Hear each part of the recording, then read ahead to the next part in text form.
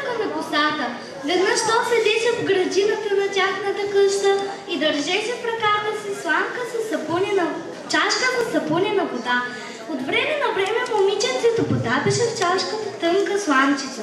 Надуваше за сочните си устнички и през сламчицата излизаше по някой голям мехур, който светваше на слънцето с всички багри, на небесната дъга и литваше във въздуха като вълшебно балонче.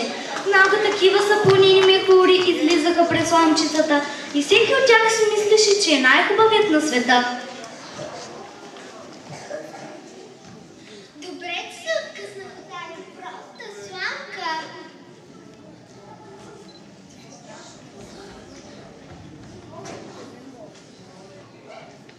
Сега ще отида в царския палат и ще кацна върху короната на царя.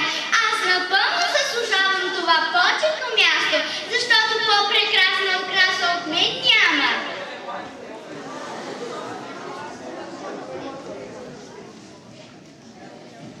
Ех, че съм лек. Я до сутринта и аз на небето ще да заблестя като слънцето на широката земя.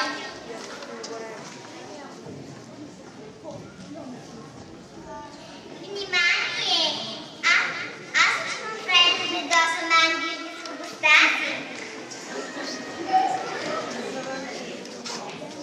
Аз ще се омъжа за царския син. Каня всички бръмбари и мравки на сватба.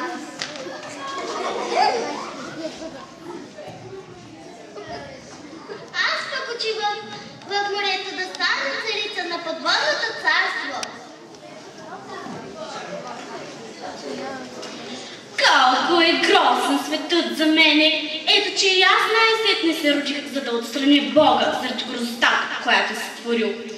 Тъй си мислеха всички сапунени мехури и същия се покаха без да изпълняват желанията си и без да оставят някаква следа от себе си в ясен слънчев въздух.